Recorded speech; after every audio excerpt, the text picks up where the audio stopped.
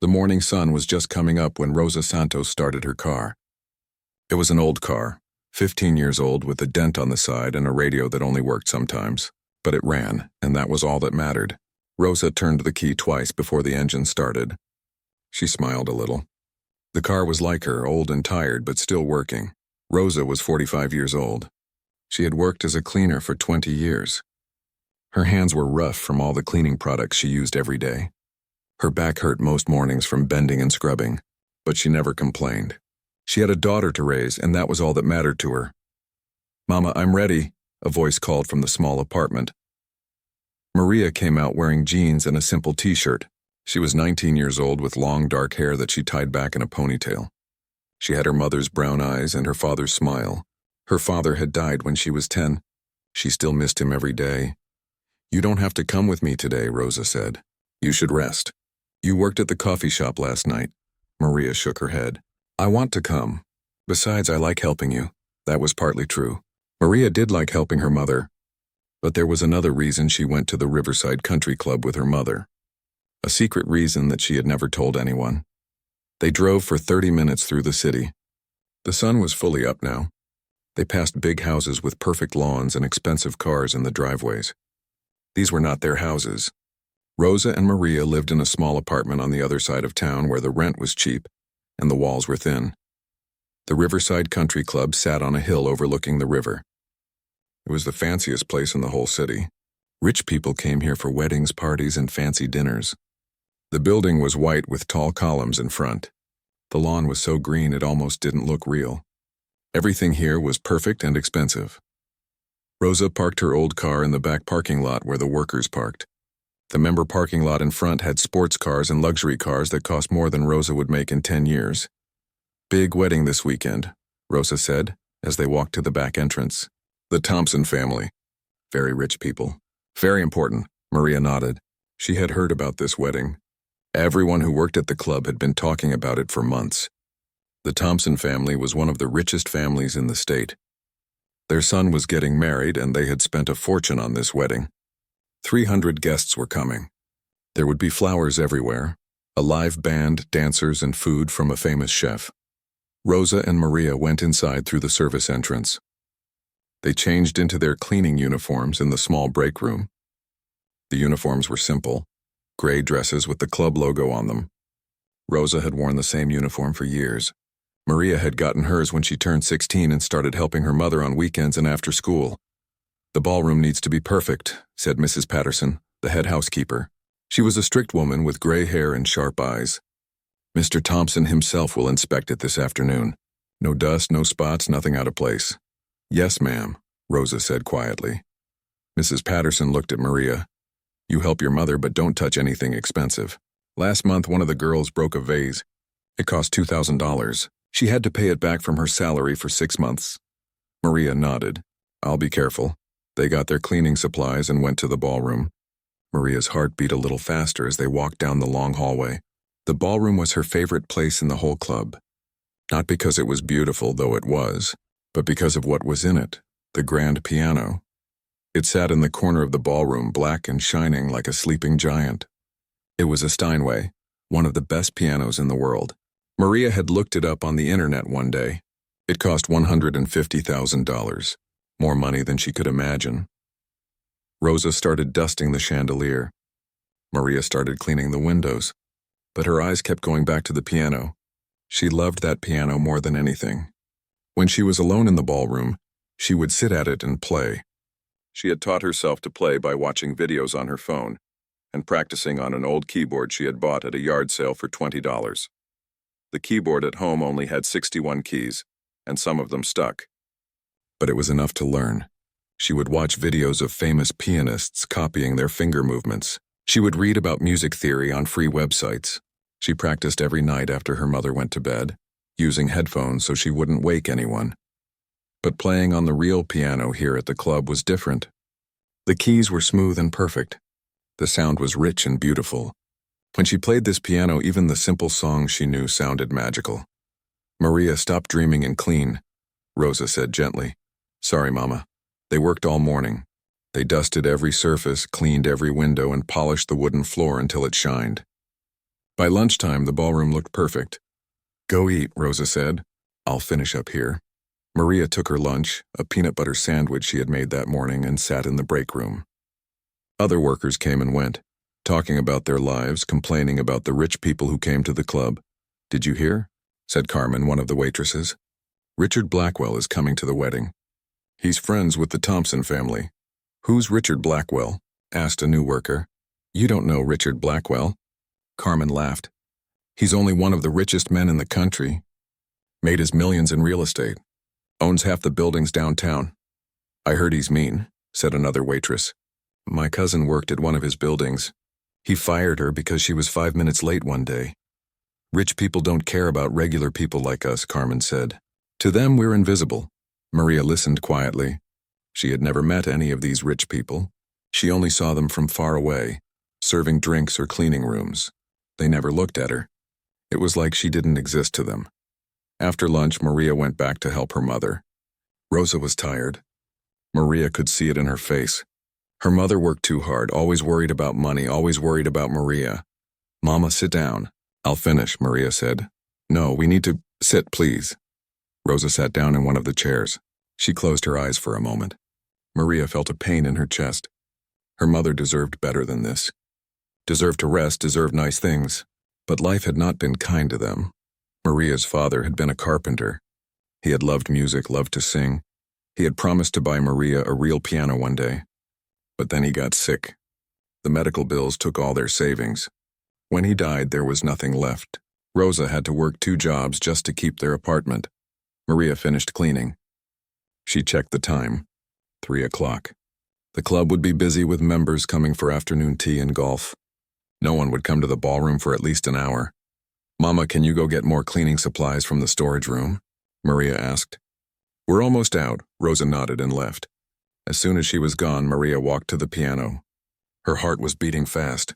She knew she shouldn't. If someone caught her, she could get in trouble. Her mother could lose her job, but she couldn't help it. She sat down on the bench.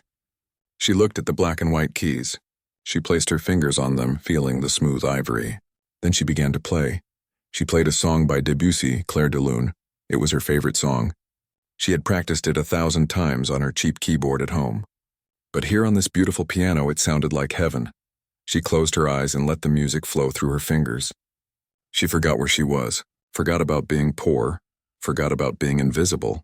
When she played, she was free. The song ended. Maria opened her eyes. She felt tears on her cheeks. She quickly wiped them away. "That was beautiful," a voice said. Maria jumped. She turned around quickly. A man stood in the doorway. He was tall and thin with gray hair and an expensive suit. He looked about 60 years old. "I'm sorry," Maria said, standing up quickly.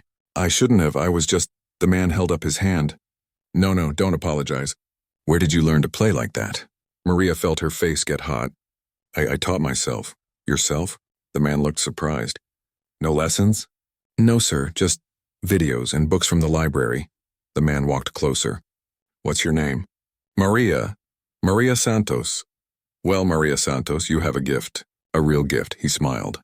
"I'm James Morrison. I'm on the board here at the club." Maria's heart sank. A board member. That meant he was important. That meant he could get her mother fired. "Please don't tell Mrs. Patterson," Maria said quickly. "My mother will lose her job. I promise I won't touch the piano again, please." Mr. Morrison looked at her for a long moment. Then he shook his head. "I won't tell anyone. But you should play more, not less. Talent like yours shouldn't be hidden." "Thank you, sir," Maria said quietly. He started to leave, then turned back. "The world isn't always fair, Maria. But remember this, talent doesn't care if you're rich or poor, it just is. Don't let anyone tell you that you can't do something because of where you come from." Then he was gone. Maria stood there, shaking. She had been so scared. But Mr. Morrison had been kind. She wished everyone was like him. Rosa came back with the cleaning supplies. "Ready to go?" she asked. "Yes, Mama." They finished their work and left the club. On the drive home, Rosa was quiet. She looked worried. "What's wrong, Mama?" Maria asked. Rosa sighed. "Mrs. Patterson told me something today. Next month, they're cutting hours. Money is tight," she said. "I'll only work 4 days a week instead of 6. Maria felt her stomach drop. Less work meant less money. They barely had enough as it was. "I'll work more hours at the coffee shop," Maria said. "No," Rosa said firmly. "You need to study. You're smart, Maria. You could go to college. You could have a better life than me." "Mama, no. I want more for you. You deserve more." Maria looked out the window. College seemed like a dream, something for other people. People with money, people whose parents weren't cleaners. That night in their small apartment, Maria sat on her bed with her laptop. She had bought it used for $50. It was slow and the screen had a crack, but it worked. She put in her headphones and watched piano videos on YouTube. She watched a young woman play at Carnegie Hall. The woman wore a beautiful dress and played perfectly. The audience clapped and clapped. Maria imagined herself there playing for people who came to hear her, not just stealing moments when no one was watching. But that was just a dream. In real life, she was a cleaner's daughter who played piano in secret. Her phone buzzed. It was her friend Sarah from the coffee shop. "Did you see the news?" The text said. "Thompson wedding this weekend is going to be huge. They hired a famous chef. Even the mayor is coming." Maria typed back, "Yeah, my mom is working it." "Lucky. You should see all those rich people. Maybe you'll meet a prince." Maria smiled a little. "I'll be in my cleaning uniform. No prince wants to meet a cleaner." You never know, but Maria did know. Rich people didn't notice poor people. She had learned that a long time ago. She put her phone down and picked up her old keyboard. She put on her headphones and played quietly, so she wouldn't wake her mother in the next room. She played the same song she had played that afternoon on the grand piano. Someday, she thought, someday I'll play piano for real, not in secret, not stolen moments, but really play where people come to listen. But that someday seemed very far away. The next day was Friday, the day before the wedding. The club was crazy with activity. Flowers were being delivered. The chef and his team had taken over the kitchen. Everyone was running around making sure everything was perfect. Maria and Rosa worked all day setting up chairs in the ballroom. 300 white chairs in perfect rows. Each chair had a white ribbon tied on it. By the end of the day, Maria's back hurt and her hands were sore. "Tomorrow will be even busier," Rosa said as they drove home. "The wedding is at 6 in the evening. We need to be there at 8 in the morning to help set up." That night, Maria could barely sleep. She kept thinking about the wedding, about all those rich people in their fancy clothes, about the grand piano that would sit in the corner, probably just for decoration. What a waste, she thought. Such a beautiful instrument and no one would even play it. The next morning, Saturday, they got to the club early. The sun was just coming up. Already there were trucks unloading more flowers, more decorations. The energy was electric. Everyone was nervous and excited. Maria and Rosa helped set up the tables in the ballroom. Each table had a white tablecloth, expensive dishes, crystal glasses, and a centerpiece of white roses. Everything was perfect. Everything was expensive. Around noon, the wedding party started to arrive. Maria saw them from the hallway. The bride was beautiful in a white dress that probably cost more than a car. The groom looked nervous but happy in his tuxedo. Their families were all dressed in expensive clothes, laughing and taking pictures. And then Maria saw him. A man in his 50s, short and round with a red face. He wore an expensive suit and had a gold watch that caught the light. He was loud, talking in a big voice, making everyone laugh. "That's Richard Blackwell," Carmen, the waitress, whispered to Maria. "The millionaire I told you about. Be careful around him. He's mean." Maria watched him from the doorway. He was making jokes, slapping people on the back, acting like he owned the place. When one of the workers, a young man carrying champagne glasses, accidentally came too close, Richard Blackwell barely moved to let him pass. "Watch it," Richard Blackwell said sharply. "This tux costs more than you make in a year. Don't spill anything on it." The young worker apologized quickly and hurried away. Maria felt anger rise in her chest. How could someone be so rude? But she said nothing. She went back to work, setting up the gift table, making sure everything was perfect. The afternoon passed quickly. Soon it was 4 o'clock, then 5. Guests started arriving. Maria had never seen so many expensive cars, limousines, sports cars. Each one probably cost more than her mother would make in her whole life. The guests were dressed like movie stars. The women wore beautiful dresses and jewelry that sparkled. The men wore tuxedos. They all looked perfect, like they had stepped out of a magazine. Maria and the other workers stayed in the background, invisible. They served drinks, took coats, made sure everything ran smoothly. To the guests, they might as well have been furniture. The ceremony started at 6 o'clock. Maria watched from the back of the room as the bride walked down the aisle. It was beautiful. The music, the flowers, the happiness on everyone's faces. For a moment, Maria let herself imagine her own wedding someday. Would it be like this? Or would it be small and simple, the only kind she could afford? After the ceremony, the guests moved to the ballroom for the reception. The room looked magical. The lights were dimmed, candles glowed on every table, and the flowers seemed to glow white in the soft light. Maria helped serve dinner. She carried plates of food that looked like art. She poured wine into crystal glasses. She smiled and stayed quiet just like she was supposed to. And in the corner, untouched and silent, sat the grand piano. What a waste, Maria thought again. On the most beautiful night in this beautiful room, no one would play it. If only she could. If only just once she could play for an audience instead of alone in an empty room. But that was impossible. She was just a cleaner's daughter. And in this world of rich people and beautiful things, she was invisible. The dinner was almost over. Maria had been serving food and drinks for hours. Her feet hurt in her old shoes. Her arms were tired from carrying heavy trays. But she kept smiling, kept working. That was what you did when you needed the job. She was in the kitchen getting more wine when she heard someone shouting. "What do you mean he's not coming?" It was Mrs. Patterson. She looked panicked, her face red. She was talking on her phone and her hand was shaking. "A car accident? Is he okay? I don't care if he's okay. I need a pianist." The bride wanted music during the reception. She paused, listening. No, I understand. Just terrible timing." She hung up the phone and pressed her hands to her face. "Problem?" asked Mr. Chen, the event coordinator. "The pianist," Mrs. Patterson said. "Victor Ramsey. He was supposed to play during dinner and after. He was in a car accident on the highway. He's fine, but his car is wrecked. He can't get here." "What?" Mr. Chen's eyes went wide. But the bride specifically requested live piano music. It was in the contract. The Thompson family paid extra for it. I know. Mrs. Patterson was almost crying now. But what can I do? I've called every pianist in the city. It's Saturday night. Everyone is already booked. No one can come on such short notice. Maria stood frozen by the kitchen door, holding her tray of wine glasses. Her heart was beating fast. She knew what she should do. She knew she could help. But the thought terrified her. She was just about to walk away when Carmen, the waitress, grabbed her arm. "You play piano," Carmen whispered. "I've seen you in the ballroom when you think no one is watching." Maria's face went hot. "You saw me? Girl, everyone who works evening shifts has seen you. You're good, really good. I can't. They need someone. You could help."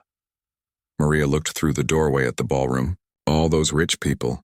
All those perfect guests in their perfect clothes. And there she was in her cleaning uniform, a nobody. "I can't," Maria said again. "They would laugh at me." Carmen shrugged. "Maybe, but maybe not. What have you got to lose?" Everything, Maria thought. Her dignity. Her mother's job.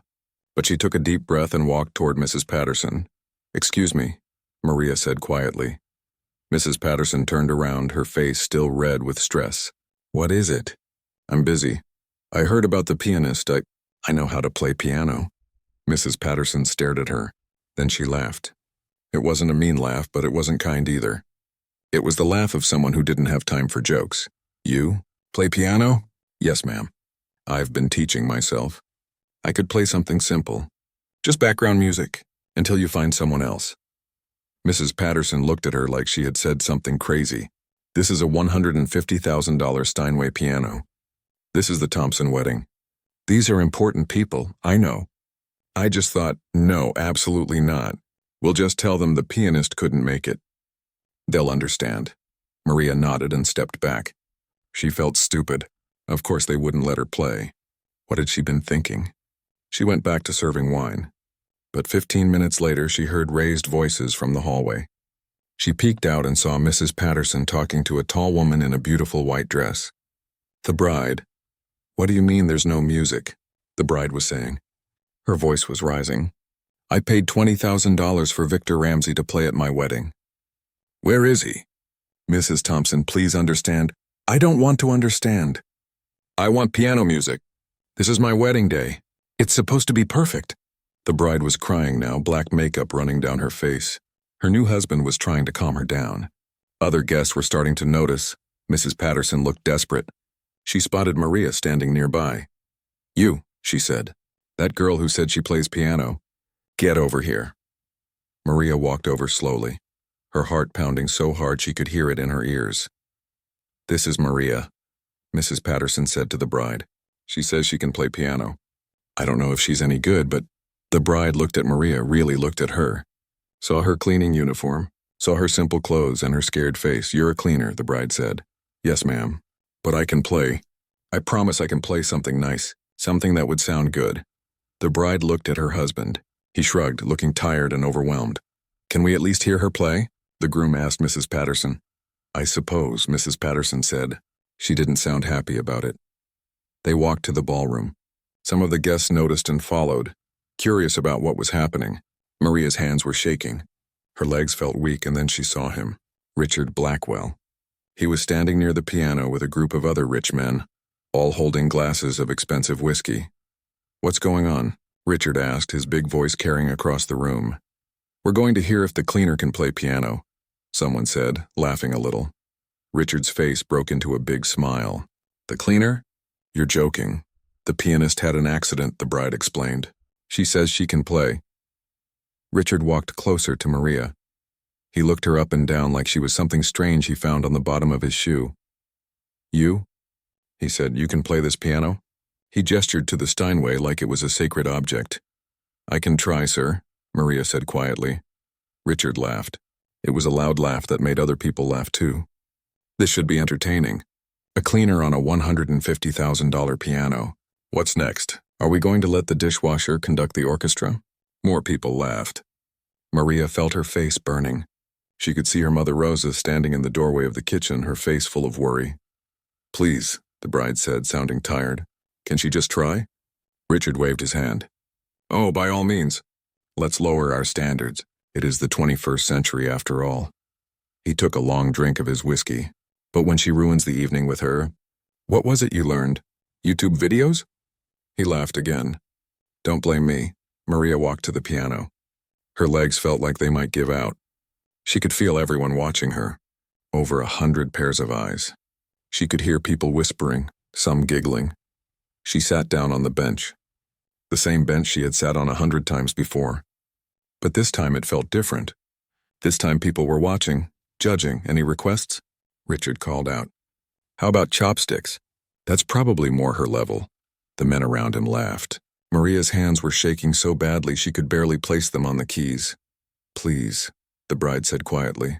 "Just try not to embarrass us." Those words hurt more than Richard's jokes. Try not to embarrass us. Like she was already an embarrassment just by being there. Maria looked down at the keys. They were blurry through her tears. She wanted to run. Wanted to tell them she was sorry and run out of the room and never come back. But then she saw her mother. Rosa was standing in the doorway. She wasn't smiling. She looked scared too.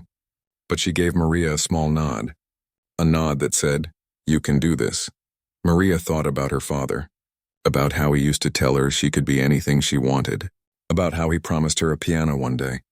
About how he would be proud of her for trying, even if she failed. She thought about all those nights practicing on her cheap keyboard. All those hours watching videos and reading books. All those stolen moments in this very room, playing this very piano when no one was watching. And suddenly she wasn't scared anymore. She was angry. Angry at Richard Blackwell for making fun of her. Angry at all these rich people who thought she was less than them just because she cleaned their toilets and served their food. Angry at a world that said she couldn't do things because of who her mother was or how much money they had. She placed her fingers on the keys. She took a deep breath, and she began to play. The first notes of Clair de Lune filled the ballroom, soft and gentle like a whisper. Maria kept her eyes closed. She didn't want to see their faces. Didn't want to see them laughing at her. But something strange was happening. The room was getting quiet. The laughter was stopping. Even the whispered conversations were fading away. Maria played on, her fingers moving across the keys like they had a mind of their own. This was the song she knew best. The song she had practiced more than any other. The song that meant something to her, even if she couldn't explain why. The music flowed through her. She forgot where she was, forgot about the cleaning uniform and the cruel jokes. She was just playing, the way she always played when she was alone, when it was just her and the music. The song built and grew, notes climbing higher and higher, then falling back down like rain. Her fingers moved faster, pressing the keys with confidence she didn't know she had. She could feel it happening. The magic that sometimes came when she played, when the music stopped being just notes and became something more. Something that had feeling and soul. The ballroom was silent now except for the piano. Maria didn't know it, but people had stopped eating, stopped drinking. Some had even stopped mid-conversation, their mouths still open, forgetting what they were going to say. Richard Blackwell stood frozen, his whiskey glass halfway to his mouth. The smile was gone from his face. He looked confused, like he was seeing something that shouldn't be possible. The bride had tears running down her face again, but they weren't angry tears anymore. They were different tears. Maria's mother, Rosa, had her hand over her mouth, her own tears falling. She had heard Maria practice at home on the old keyboard, but she had never heard her play on a real piano. She had never known her daughter could sound like this. The song was ending now. The final notes fell like gentle drops of water, softer and softer, until there was just one last note hanging in the air. Maria played it and then lifted her hands from the keys. For a moment there was complete silence. Maria kept her eyes closed. She was afraid to open them, afraid to see everyone laughing at her. But then someone started clapping, and then someone else, and then suddenly the whole room erupted in applause. Maria opened her eyes in shock. People were standing up. They were clapping and clapping. Some of them had tears on their faces. The bride was crying and smiling at the same time. "Oh my God," the bride said. "Oh my God, that was beautiful." Maria couldn't speak. She couldn't believe what was happening. These rich people in their expensive clothes were clapping for her, for Maria Santos, the cleaner's daughter. She looked for Richard Blackwell. He was still standing there, but he wasn't clapping. His face was red. He looked angry and embarrassed at the same time. The men who had been laughing with him were now clapping and looking at him like they couldn't believe what he had said. "Where did you learn to play like that?" a woman in a diamond necklace asked, rushing over to the piano. I taught myself," Maria said quietly. "Yourself?" The woman's eyes went wide. "No lessons? No conservatory?" "No, ma'am, just books and videos." "That's impossible," someone else said. "No one plays like that without formal training." But Maria had, and everyone in that room had just heard it. The bride came over and took Maria's hands. "Thank you," she said. "Thank you so much. You didn't just save my wedding. You made it special. That was the most beautiful thing I've ever heard. Would you play more?" the groom asked. "Please?" Maria looked at Mrs. Patterson. The head housekeeper looked stunned. She nodded slowly. I suppose that would be fine," Mrs. Patterson said. Maria turned back to the piano. Her hands weren't shaking anymore. She felt different, stronger, like something had changed inside her. She began to play again. This time she played something more upbeat, a piece by Chopin. Then a modern song, something popular that people knew.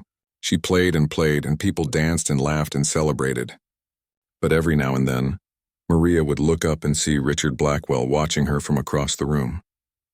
He wasn't laughing anymore. He looked uncomfortable, shifting his weight from foot to foot, drinking his whiskey faster than before. An older woman stood near the piano watching Maria play. She hadn't danced or talked to anyone. She just watched with intense focus, like she was studying every move Maria made. The woman was in her 60s with silver hair pulled back in a bun. She wore a simple but elegant black dress. There was something different about her. She didn't laugh as loud as the others or wear as much jewelry. But people seemed to respect her. When she walked through the room, others stepped aside. Maria played for over an hour. Her fingers were getting tired, but she didn't want to stop. This was the best night of her life. For one evening, she wasn't invisible. People saw her. Really saw her. When she finally finished, the applause was thunderous again. The bride hugged her. Other guests came up to shake her hand and tell her how talented she was. "You should go to music school," one man said. "Juilliard, Berkeley, somewhere good." Maria smiled but said nothing. Music school cost money. A lot of money. More money than she would ever have. Mrs. Patterson came over. You can take a break now," she said. She still looked shocked. That was very good. Thank you, ma'am. Maria walked back to the kitchen where her mother was waiting. Rosa pulled her into a tight hug. I'm so proud of you, Rosa whispered. Your father would be so proud. Maria felt tears coming again. But they were happy tears this time. Carmen, the waitress, came over grinning. Girl, that was amazing. Did you see their faces? Other workers came over too, congratulating her. For the first time in her life, Maria felt special. But the night wasn't over yet. As Maria was about to help clean up the dinner plates, she heard a voice behind her. Excuse me, Maria? She turned around. It was the older woman who had been watching her play. Up close, Maria could see she had kind eyes and a gentle smile. Yes, ma'am, Maria said. My name is Dr. Elizabeth Chen, the woman said. I teach at Juilliard School of Music in New York. Maria's heart stopped. Juilliard, one of the best music schools in the world. The school where famous pianists went. I've been listening to you play for the past hour, Dr. Chen continued. And I have to ask you something important. Would you be willing to talk with me? Just for a few minutes. Maria looked at her mother. Rosa nodded, her eyes wide. Yes, ma'am, Maria said. I can talk, Dr. Chen smiled. Good, very good. Because, Maria, I think you might be exactly what I've been looking for. Dr. Elizabeth Chen led Maria and Rosa to a quiet corner of the club, away from the noise of the wedding. They sat at a small table in an empty meeting room. Maria's hands were still shaking, but now it was from excitement, not fear. Let me start by saying what I just heard was extraordinary, Dr. Chen said. She spoke clearly and kindly, like a teacher. I've been teaching piano for 35 years. I've heard thousands of students. And what you did out there, that wasn't just playing notes. That was music with soul. Thank you, Maria said quietly. She still couldn't believe this was happening. A professor from Juilliard was talking to her. To her? You said you taught yourself? Dr. Chen asked. Yes, ma'am. I started when I was 12. My father used to love music. Before he died, he would play music in our apartment all the time. After he was gone, I wanted to feel close to him again. So I started learning. Rosa reached over and squeezed her daughter's hand. And you've never had formal lessons? Not even one? No, ma'am. We couldn't afford lessons. I bought a cheap keyboard at a yard sale and watched videos online. I read books from the library, and sometimes, Maria looked down, sometimes I would practice here at the club when no one was around. Dr. Chen shook her head in amazement. Remarkable. Truly remarkable. Do you know how rare that is? Most people need years of instruction just to play at a basic level. But you have something special. What we call natural talent, or gift. Maria felt her cheeks get hot. No one had ever called her gifted before. I'm not just saying this to be nice, Dr. Chen continued. I came to this wedding tonight as a favor to the Thompson family. I wasn't expecting anything special. I was just here to eat fancy food and make small talk. She smiled. But then I heard you play, and I knew I was hearing something important. Important? Maria asked. Yes. Maria, I run a special program at Juilliard. We call it the Gifted Artist Program. We look for students who have extraordinary talent, but maybe didn't have the opportunities that wealthy students have. Students who learned music not because their parents paid for expensive lessons, but because they loved it so much they taught themselves. Maria's heart was beating so fast she thought it might explode. Every year we give full scholarships to 5 students. We pay for everything. Tuition, room and board, books, everything. We even give them a small amount for living expenses, Rosa gasped. Full scholarship? Yes, the program is funded by donors who believe that talent shouldn't be limited by money. Dr. Chen looked directly at Maria. I would like to offer you an audition for this program. The room seemed to spin. Maria couldn't breathe. This couldn't be real. Things like this didn't happen to people like her.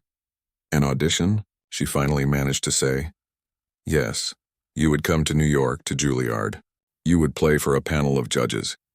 If they agree with me that you have the talent we're looking for, we would offer you a spot in our program. When? Rosa asked. Her voice was shaking. The next audition is in 2 weeks. I know that's soon, but we're filling our last spots for the fall semester. Dr. Chen pulled out a business card and wrote something on the back. This is my email and phone number. I'll send you all the information you need. The travel to New York, the hotel, everything will be paid for. You wouldn't have to spend anything.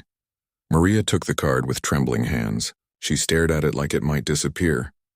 I don't understand, Maria said. Why me? There must be hundreds of people who are better than me. Maybe, Dr. Chen said. Maybe there are people who have had more training, who know more technical things. But Maria, what you have can't be taught. You have feeling. You have soul. When you play, you make people feel something. That's rare. Very, very rare. She stood up to leave, then paused. One more thing. The piece you played first, Clair de Lune. Do you know what that means in English? Light of the moon, Maria said. Yes, it's about finding light in darkness. About beauty and sadness, Dr. Chen smiled. I think you understand that. I could hear it in how you played. You've known darkness, haven't you? You've had to fight for things others take for granted. Maria nodded, not trusting herself to speak. That's what makes your music special. You're not just playing notes. You're telling a story. Your story. Dr. Chen handed her another card. This one is for a piano teacher I know here in the city. His name is Robert Mills. He owes me a favor. I called him while you were playing. He said he would give you free lessons twice a week until your audition. He'll help you prepare. Free? Rosa asked, shocked. Free. Call him tomorrow. Dr. Chen shook both their hands. It was a pleasure to meet you both. Maria, I truly hope to see you in New York. Then she was gone, leaving Maria and Rosa sitting in the quiet room, holding business cards that might change their lives. For a long moment, neither of them spoke. Then Rosa started crying. Not sad crying, but happy crying. She pulled Maria into a hug and held her tight. Your father, Rosa sobbed.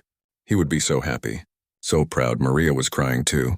They held each other and cried together, releasing years of worry and struggle and hoping for something better. Finally, they pulled apart. Maria wiped her eyes. Mama, what if I'm not good enough? What if I go to the audition and they realize I'm just a girl who watches YouTube videos? No, Rosa said firmly. She took Maria's face in her hands. You listen to me. You are not just anything. You are special. That woman, that professor from that fancy school, she knows music. She knows talent. And she saw something in you. But what if? No what ifs. You're going to call that teacher tomorrow. You're going to practice. And you're going to go to that audition and show them what I already know, that my daughter is extraordinary. Maria nodded, feeling strength from her mother's words. They went back to the ballroom. The party was still going, though it was getting late. Many guests were dancing or talking in groups. Maria saw the bride and groom on the dance floor, looking happy. She also saw Richard Blackwell. He was sitting at a table alone, finishing another drink. His face was still red. He looked angry and small somehow, even though he was actually a big man. Maria felt someone tap her shoulder. She turned around to see Mrs. Patterson. Maria, the head housekeeper said. Her voice was different than usual, less harsh. I wanted to apologize. I shouldn't have doubted you. What you did tonight was, well, it was something special. Thank you, Mrs. Patterson. The Thompson family wants to give you something. She handed Maria an envelope. They said it's a thank you for saving the wedding and making it memorable. Maria opened the envelope. Inside was a check. Her eyes went wide when she saw the amount. $500? I can't take this, Maria said quickly. You can and you will, Mrs. Patterson said. You earned it. You worked hard tonight, harder than anyone. She smiled a little. You should go home. Get some rest. You've had quite an evening. Maria and Rosa gathered their things. As they walked to the parking lot, Maria kept touching the envelope in her pocket, making sure it was real. $500. More money than she had ever had at once. We can use this for rent, Rosa said, or for groceries. No, Maria said. Mama, you're going to take this. You're going to buy something nice for yourself. A new dress or shoes. Something that makes you happy. Maria, please, Mama, you work so hard. You deserve something nice. Rosa's eyes filled with tears again. When did you grow up so much? They drove home through the dark city streets. It was after midnight. Maria was exhausted, but she felt like she could fly. Everything had changed in one night. One moment of courage had opened a door she didn't even know existed. When they got home, Maria couldn't sleep. She lay in bed staring at Dr. Chen's business card in the dim light from the street. She read the words over and over. Juilliard School of Music, Gifted Artists Program. Dr. Elizabeth Chen. She thought about Richard Blackwell's face when she played. How his smile disappeared. How he looked embarrassed and angry. She should have felt good about that. About proving him wrong, but she didn't feel good. She felt sad. Sad that people like him existed. People who thought money made them better than others. People who couldn't see that someone in a cleaning uniform might have dreams and talents too. The next morning, Sunday, Maria called the phone number Dr. Chen had given her. A man answered with a warm voice. "Is this Robert Mills?" Maria asked nervously. "Speaking. My name is Maria Santos. Dr. Chen from Juilliard told me to call you." "Ah, yes, Maria. Elizabeth called me last night. She was very excited about you. Said you were something special. She wants me to audition for her program. I know, and I'm going to help you prepare." Can you come to my studio tomorrow? "Say 4 o'clock? Yes, sir. Thank you so much. No thanks needed. Any student of Elizabeth's is a student of mine. See you tomorrow." Maria hung up feeling dizzy. This was really happening. She was going to take real piano lessons from a real teacher, and then she was going to audition for Juilliard. She spent the rest of Sunday practicing on her old keyboard. She played for hours, her fingers flying across the keys. She wanted to be ready. She wanted to be perfect. Monday afternoon, Maria took 2 buses to get to Robert Mills's studio. It was in a nice part of town, in a building with a doorman. She felt out of place in her jeans and old jacket. The studio was on the 3rd floor. When Maria knocked, an older black man opened the door. He had gray hair and kind eyes behind wire-rimmed glasses. He looked about 70. "Maria?" he asked with a big smile. "Yes, sir. Come in, come in." The studio was small but beautiful. There were 2 pianos, bookshelves full of music books and posters of famous pianists on the walls. Maria recognized some of them from her YouTube videos. "Sit," Robert said, gesturing to one of the pianos. "Let me hear you play." Maria sat down. Her hands were sweating. This was different from playing at the club.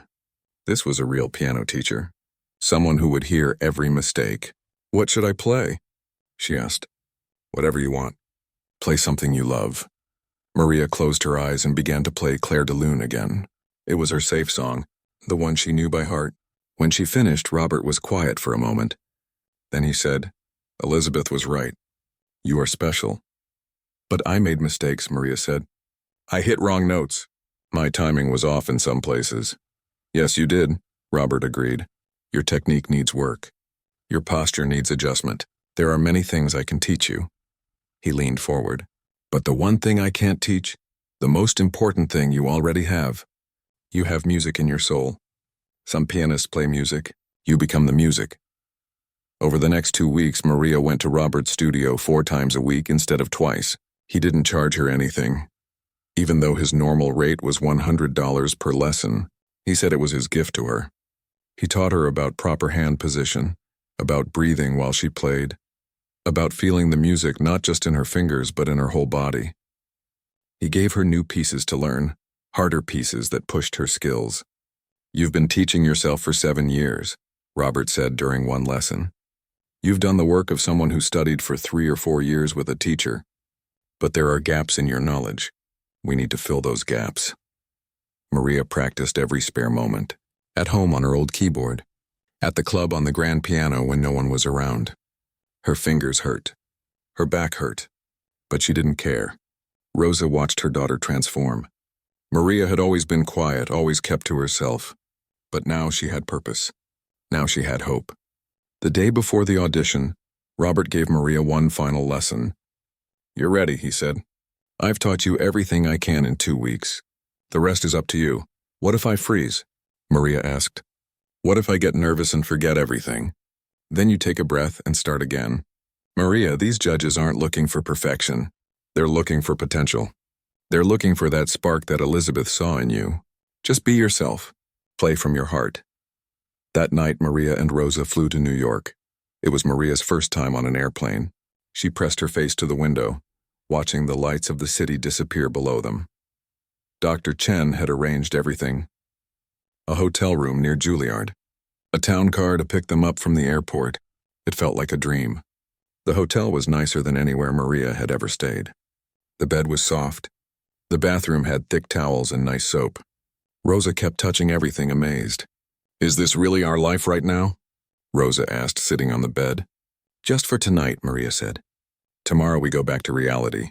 No, Rosa said firmly. Tomorrow you go to that audition, and then this becomes your new reality. I can feel it, Mia. This is your chance. Your time.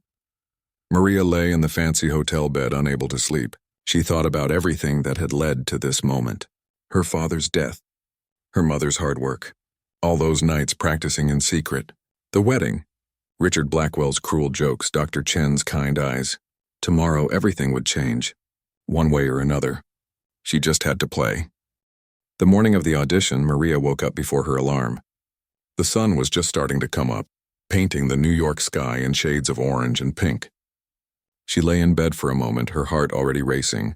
Today was the day that would decide her future. She got up quietly, trying not to wake her mother. But Rosa was already awake, sitting by the window with a cup of coffee. Couldn't sleep either, Rosa asked with a small smile. Too nervous, Maria admitted. Come here. Rosa patted the chair next to her. Sit with me for a minute. They sat together, watching the city wake up below them. Cars started filling the streets. People rushed to work. The city was so different from home, so big and busy and alive.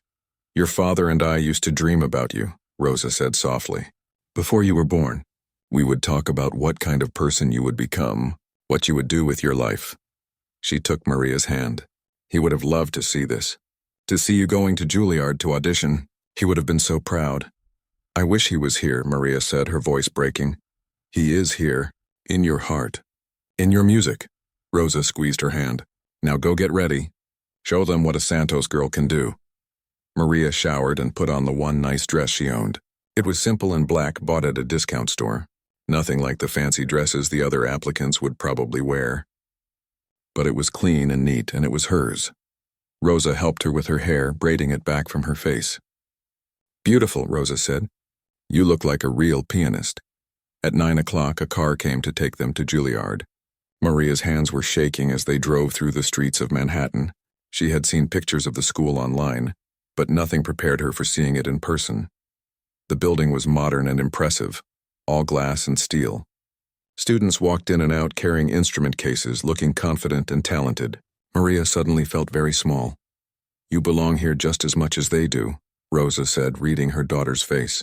Remember that. They went inside. The lobby was bright and open. There were posters on the walls of famous alumni. Musicians Maria had heard of. Concert pianists, composers, people who had changed the world with their music. Could she really be one of them? A young woman at the front desk checked Maria's name on a list. You're here for the Gifted Artists audition? Yes, ma'am. Great, just take a seat. Dr. Chen will come get you when they're ready. They sat in the waiting area. There were 3 other people waiting too. A boy about Maria's age with perfectly styled hair and an expensive suit. A girl younger than Maria, maybe 16, wearing a designer dress and talking on an expensive phone. And another boy, Asian, sitting quietly with his parents. They all looked like they belonged here.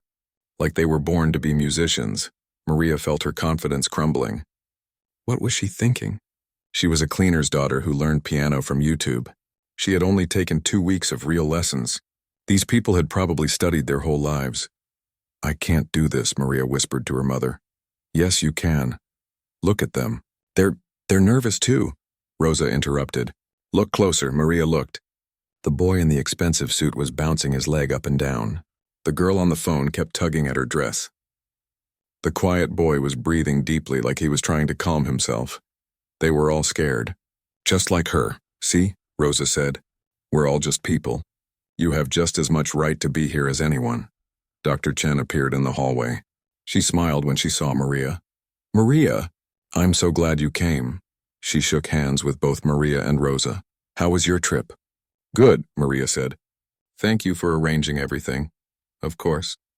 Are you ready? No, Maria wanted to say. I'm terrified. Yes, she said instead. Wonderful. You'll be the last one to audition. That gives you time to warm up. There's a practice room down the hall.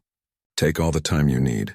Maria went to the practice room. It was small but had a beautiful upright piano. She sat down and played scales, trying to calm her nerves. Her fingers felt stiff. The piano felt strange, different from the one at the club or Robert's studio. She could hear other auditions through the walls. The boy in the expensive suit was playing something by Rachmaninoff. It was technically perfect, every note precise. Maria's heart sank. She could never play like that. Then the young girl went.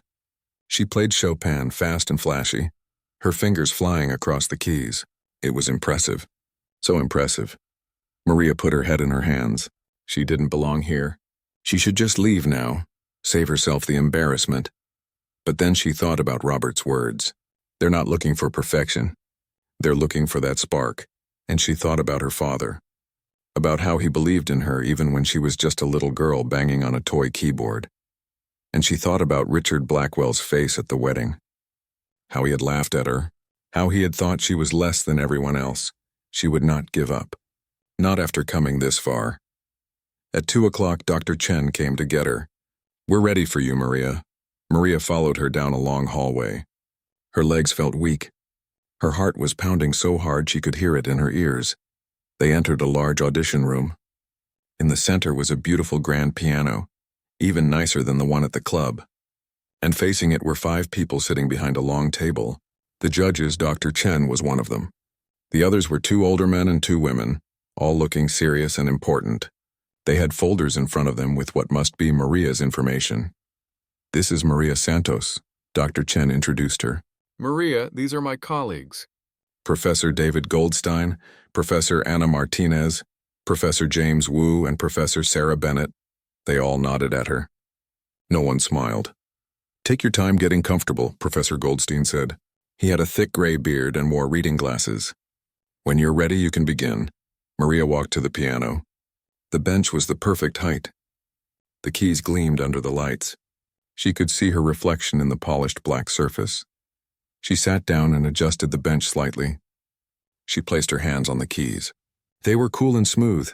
"What will you be playing for us today?" Professor Martinez asked. She was younger than the others, with dark hair pulled back tightly. "I'll start with Clair de Lune by Debussy," Maria said.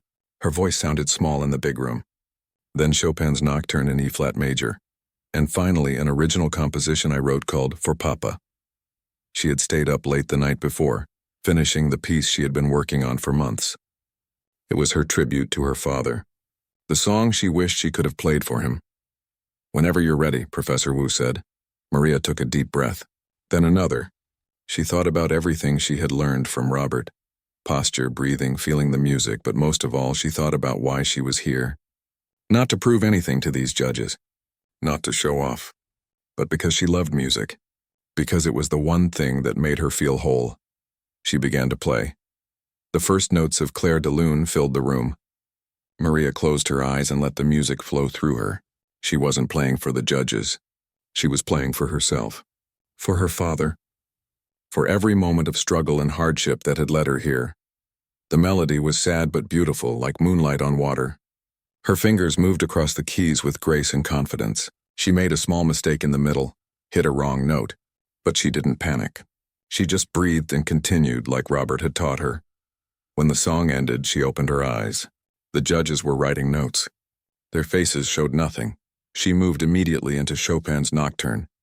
This piece was harder, with big jumps and complicated rhythms, but Maria had practiced it hundreds of times.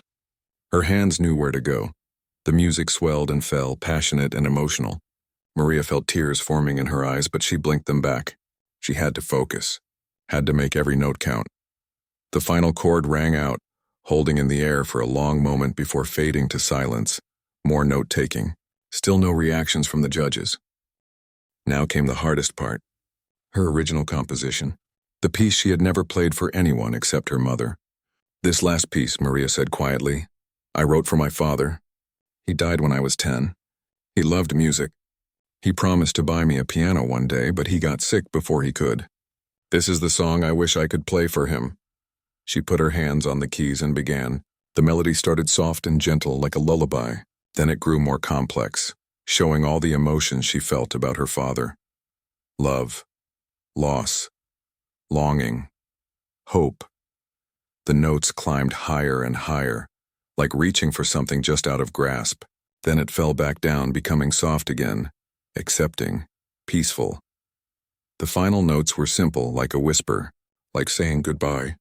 When Maria lifted her hands from the keys, she had tears on her face. She didn't bother wiping them away. The room was silent for a long moment.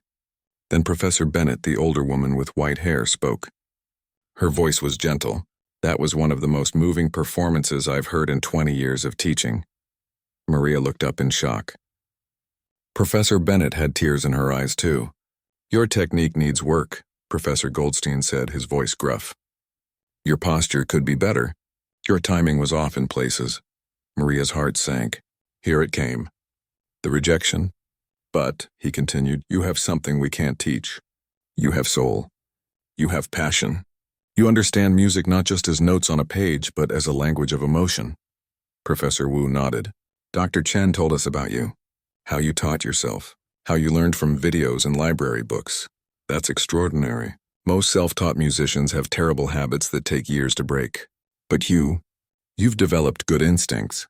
Where did you learn to compose? Professor Martinez asked. I just tried things, Maria said. I would play different notes and see what sounded good together. I don't really know the rules of composition. And yet you created something original and emotionally powerful, Professor Martinez said. That's a rare gift. Dr. Chen smiled at Maria. Would you mind waiting outside for a few minutes? We need to discuss. Maria stood on shaky legs. Thank you for listening to me. She went back to the waiting area where her mother was sitting. Rosa jumped up immediately. How did it go? I don't know, Maria said honestly. I think I did okay. But they said my technique needs work. Did they say anything good? They said I have soul. Maria laughed a little. I don't even know what that means. They waited for what felt like hours, but was probably only 15 minutes. Finally, Dr. Chen came out. Her face was serious, giving nothing away. Maria, Rosa, could you both come with me? They followed her back to the audition room. All 5 judges were still there, looking at Maria with expressions she couldn't read. Please sit, Professor Goldstein said, gesturing to chairs across from them. Maria and Rosa sat down, holding hands tightly. Professor Goldstein cleared his throat. Maria, we've been running this program for 8 years. In that time, we've auditioned over 500 students. We only accept 5 students per year. Here it comes, Maria thought. The gentle rejection. This year, we've already accepted 4 students. We had 1 spot left, he paused. Maria, we would like to offer you that spot. Maria couldn't breathe. She couldn't think. The words didn't make sense. What? She whispered. You're in, Dr. Chen said, smiling widely now. If you want it, you have a full scholarship to Juilliard. Rosa started crying. Maria just sat there in shock. You want me? Maria finally managed to say. We want you very much, Professor Bennett said warmly. Yes, you need technical training. Yes, there are things you need to learn, but talent like yours is rare. We would be honored to help you develop it. You start in the fall, Dr. Chen explained. That gives you the summer to prepare, to finish any business at home. We'll provide everything. Tuition, room and board, books, a small living stipend. You'll study with some of the best teachers in the world. I can't believe this, Maria said. The tears were coming now, hot and fast down her cheeks. I can't believe this is real. It's real, Dr. Chen assured her. Maria, you earned this. You worked hard. You believed in yourself, and now you have a chance to become the musician you were meant to be. Rosa pulled Maria into a hug. They both cried, not caring that the judges were watching. Years of struggling, years of hoping, years of dreaming had led to this moment. When they finally pulled apart, Professor Wu handed Maria a folder. This has all the information you'll need. Forms to fill out. A reading list for the summer, information about housing. Take your time looking through it. They shook hands with all the judges. Dr. Chen walked them out. I knew it, Dr. Chen said. From the moment I heard you play at that wedding, I knew you were special. I'm so glad you came. Thank you, Maria said. She kept saying it over and over. Thank you. Thank you. No, thank you. You're going to do amazing things, Maria. I can feel it. Outside Juilliard, Maria and Rosa stood on the sidewalk. The sun was shining. People rushed past them, busy with their own lives, not knowing that Maria's whole world had just changed. You did it, Rosa said, laughing and crying at the same time. My baby is going to Juilliard. Mama, this means I have to move to New York. I'll be so far from you. Good, Rosa said firmly. You should be far from me. You should see the world, have adventures, become everything you're meant to be. She cupped Maria's face in her hands. I'll be fine. I'll be better than fine, knowing you're out there living your dream. They spent the rest of the day celebrating. They went to a nice restaurant, something they never did. They ordered expensive food and didn't look at the prices. They toasted with glasses of sparkling water, grinning at each other across the table. That night back at the hotel, Maria looked at the scholarship papers again, making sure it was real. Her name typed on official Juilliard letterhead. A full scholarship. A chance at a new life. Her phone rang. It was an unknown number. "Hello? Is this Maria Santos?" A man's voice asked. "Yes? My name is Richard Blackwell." Maria's whole body went cold. Richard Blackwell. The man who had mocked her at the wedding. What could he possibly want? Yes, this is Maria, she said carefully. "I got your number from Sarah Thompson." The bride. "I hope you don't mind," he paused. "I need to talk to you in person. Would you be willing to meet me for coffee tomorrow before you leave New York?" "Why?" Maria asked bluntly. Another pause. "Because I owe you an apology, and because I'd like to make things right." Maria almost said no, almost told him she didn't need anything from him. But something in his voice, some note of genuine regret, made her hesitate. "Okay," she finally said. "Tomorrow morning, 10 o'clock. Thank you. I'll send you the address of a coffee shop." When Maria hung up, Rosa asked who it was. "Richard Blackwell. He wants to meet me." Rosa's face hardened. "That man who made fun of you? He says he wants to apologize. You don't have to see him." "I know," Maria said. "But I want to. I want to hear what he has to say." Tomorrow would be another test, a different kind of test. Could someone like Richard Blackwell really change? Or would he just disappoint her again? She would find out soon enough. The coffee shop Richard Blackwell chose was fancy, the kind where coffee cost $8 and came in tiny cups. Maria arrived 10 minutes early wearing her same simple black dress. She had wanted to look confident, but all she had was this one dress and her old jeans. She ordered a regular coffee and sat at a table by the window. Her hands were shaking again, not from fear exactly, but from anger. This man had humiliated her, had laughed at her, had tried to make her feel small, and now he wanted to apologize? Part of her wanted to hear him grovel. Another part just wanted to leave and forget he existed. At exactly 10 o'clock, Richard Blackwell walked in. He looked different than he had at the wedding. Older somehow. Tired. The confidence he had worn like armor was gone. He saw Maria and walked over slowly like he wasn't sure she would let him sit down. "Thank you for coming," he said quietly. "May I sit?"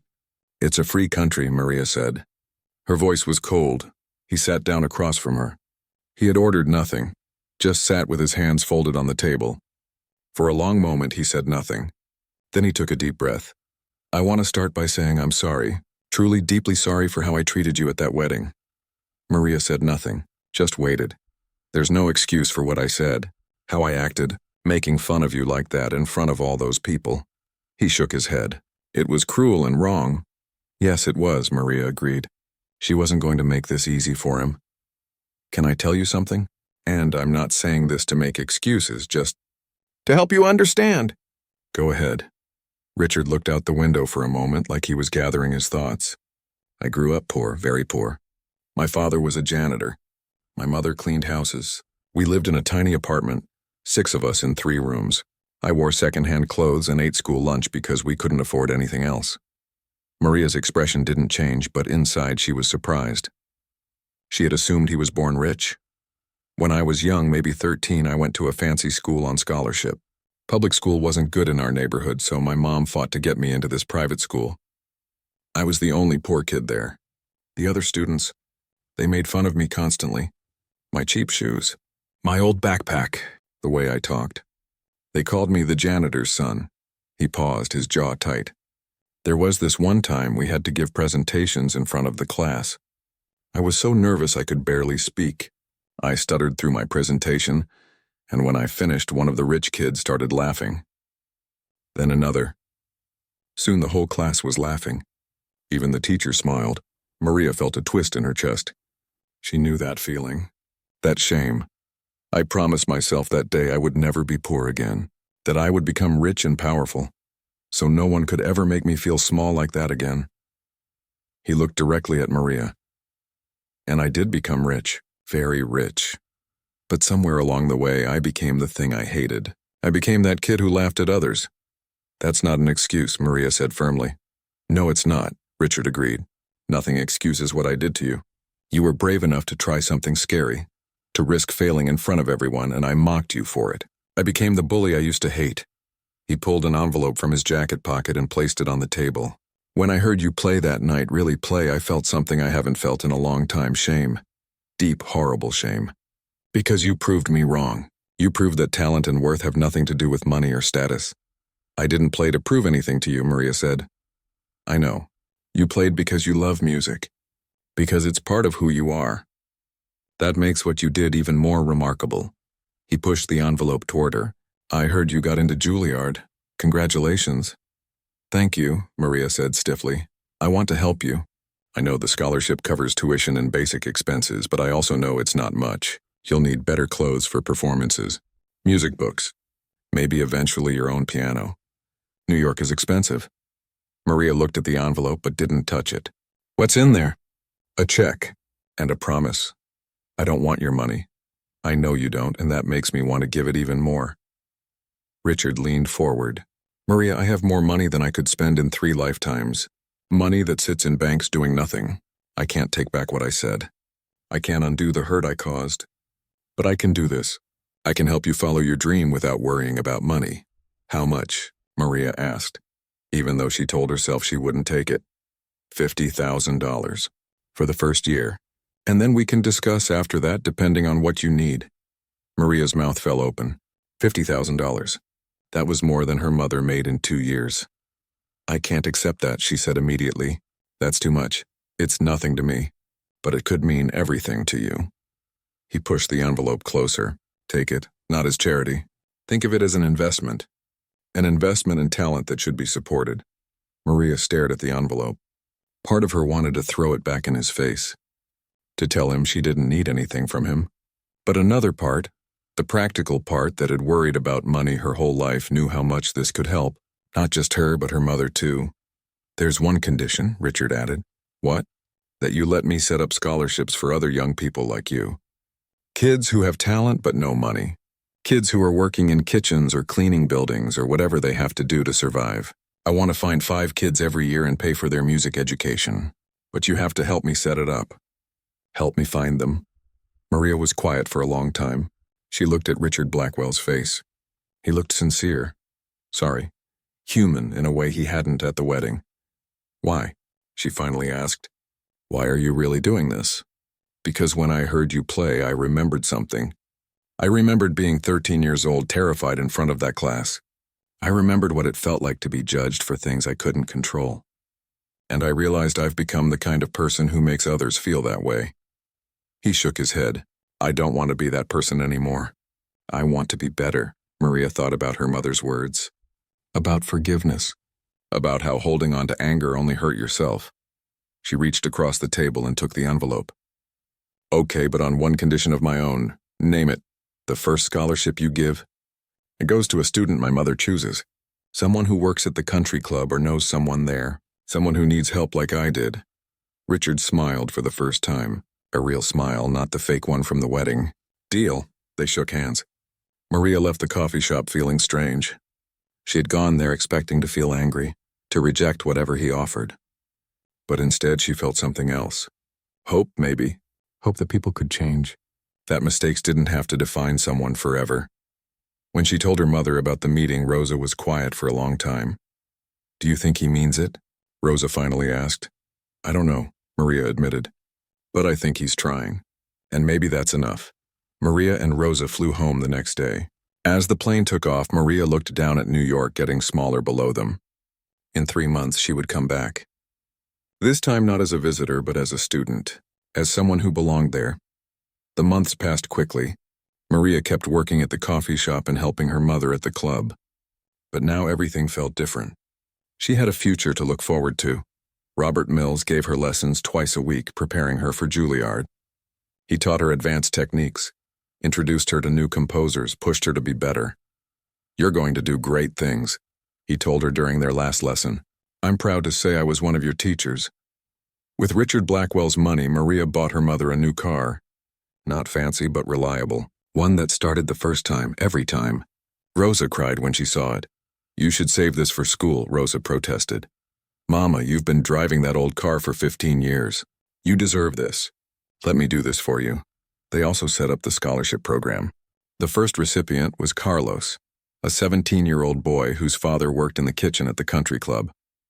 Carlos played guitar and had dreams of studying music, but his family couldn't afford lessons. Now he would get them, paid for by Richard Blackwell's foundation. News of what had happened at the wedding spread. Local newspapers wrote stories about Maria. From cleaning supplies to Carnegie Hall dreams, one headline read. People she didn't know would stop her at the coffee shop to wish her good luck. Sarah Thompson, the bride, called Maria personally. "You made my wedding unforgettable," she said. "Every guest is still talking about you, about your performance." The night before Maria left for New York, the country club threw a small party for her. All the workers came. Carmen, Mrs. Patterson, even Mr. Morrison, the board member who had first heard her play. They had a cake and gave her a card signed by everyone. "You're going to make us all proud," Mrs. Patterson said. Her eyes were wet. "And Maria? I'm sorry I ever doubted you." Richard Blackwell came too. He stood in the back, not wanting to take attention away from Maria. Before he left, he pulled her aside. "Thank you," he said quietly. "For what?" "For giving me a chance to be better. For not judging me the way I judged you." He smiled. "Good luck at Juilliard. I know you're going to be amazing." That night, Maria couldn't sleep. She sat at her old keyboard, the one she had bought for $20 at a yard sale. She had played it thousands of times. It had taught her to love music. Tomorrow she would leave it behind. Tomorrow she would start a new life. Months passed, then a year. Maria grew as a musician and as a person. She played in student recitals. She won a competition. She started composing her own music, pieces that told stories about her life, her mother, her journey. During her second year, she got a call from Dr. Chen. "Maria, I have exciting news. You've been selected to play in the Young Artist Showcase at Carnegie Hall."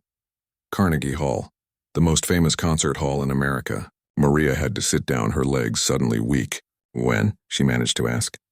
3 months. You'll play one piece. Your choice. Think about what you want to share with the world." Maria chose to play an expanded version of For Papa, the piece she had played at her audition.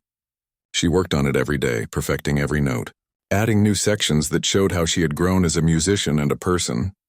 The night of the performance, Maria stood backstage at Carnegie Hall in a beautiful blue gown. It had been a gift from Dr. Chen, who said every pianist needed at least one proper performance dress. She peeked through the curtain at the audience. The hall was almost full. 2,000 people were out there waiting to hear her play. And in the front row were the people who mattered most. Her mother, Rosa, wearing a new dress and crying before the performance even started. Robert Mills, her first real teacher, beaming with pride. Dr. Chen, who had believed in her from the beginning. And surprisingly, Richard Blackwell. He had asked permission to come and Maria had said yes. He had funded scholarships for 15 students so far, and he had personally mentored 2 of them. He was trying to be better, and Maria believed in second chances. Also, there were Carlos and 3 other scholarship recipients Richard had funded. They had traveled to New York to see Maria perform, their faces full of wonder and hope. An announcer's voice boomed through the hall. "Ladies and gentlemen, please welcome Maria Santos." Maria walked onto the stage. The lights were bright. The piano gleamed. The audience was a sea of faces, all looking at her. She thought about that night at the wedding. How scared she had been. How they had laughed at her. How she had almost run away. But she hadn't run. She had sat down and played. And that moment of courage had changed her life. She sat at the piano and adjusted the bench. She placed her hands on the keys and closed her eyes for a moment. Then she began to play. The music filled Carnegie Hall, every note clear and true. She played from her heart, putting every emotion she had ever felt into the music.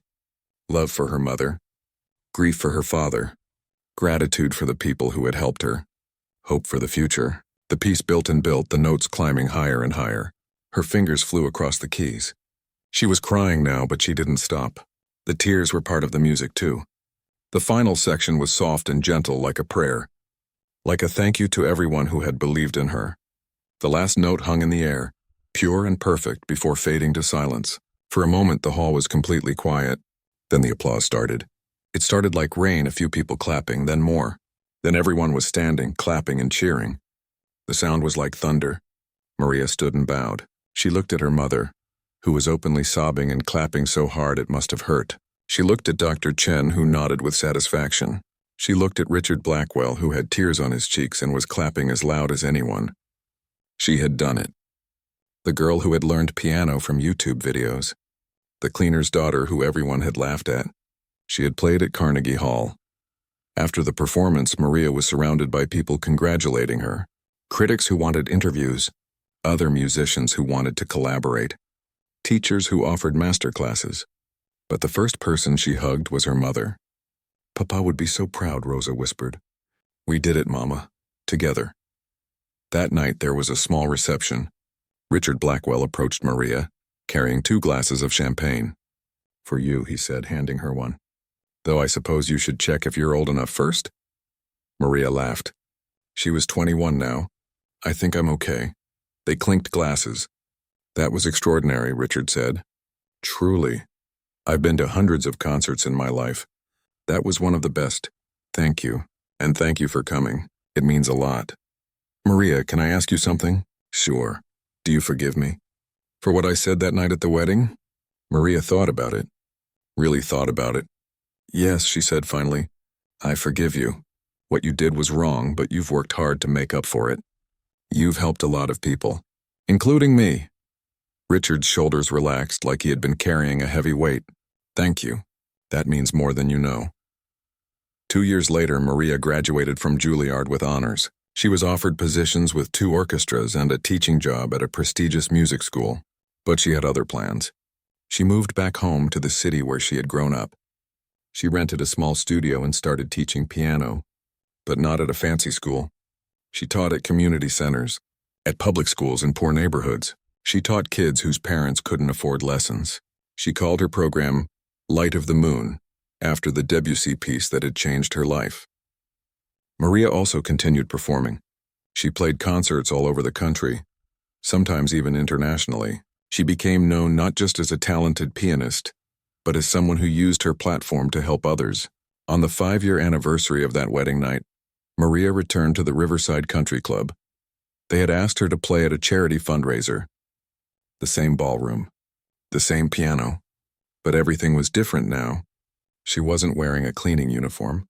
She wore an elegant dress and had her hair professionally styled. People didn't look through her like she was invisible. They came up to her wanting to talk, to hear her story. Rosa was there too, retired now. Maria had made enough money to help her mother stop working. Rosa spent her days gardening and volunteering at a local school. Before the performance, Maria walked around the ballroom. She remembered cleaning these floors, dusting these windows, sneaking moments at the piano when no one was watching. "Brings back memories?" a voice asked. She turned to see Sarah Thompson, the bride from that night. She was pregnant now, glowing and happy. "So many memories," Maria agreed. "You know, people still talk about my wedding. Not because of the flowers or the food. Because of you. Because of what you did." Sarah smiled. "You were the best part of the whole day." When it was time to perform, Maria sat at the piano. The same piano where it had all started. She looked out at the audience. So many familiar faces. Her mother, Dr. Chen, who had flown in for the event, Robert Mills, Richard Blackwell, who now donated to music programs all over the country. And there in the back she saw the current staff of the country club. The cleaners, the cooks, the waiters, the people who worked hard and were often invisible to others. Maria had made sure they were all invited, had made sure they had good seats, because she remembered what it was like to be them. "Good evening," Maria said into the microphone. "Before I play, I want to say something. 5 years ago, I stood in this room wearing a cleaning uniform. Someone made fun of me, said I wasn't good enough to play this piano, that I should know my place. The room was silent, listening, but I played anyway. And that moment of courage changed my life. So tonight I want to play for everyone who has ever been told they're not good enough, for everyone who has ever been judged for where they came from or how much money they have, for everyone who has a dream but thinks it's impossible." She placed her hands on the keys. "This is for you. This is for all of us." And Maria Santos, the girl who had learned piano from YouTube videos, who had been laughed at and dismissed, who had risen from cleaning floors to playing Carnegie Hall, began to play. The music filled the ballroom just like it had 5 years ago. But this time everyone was listening from the start. This time no one was laughing. This time they knew they were hearing something special. The sound of dreams coming true.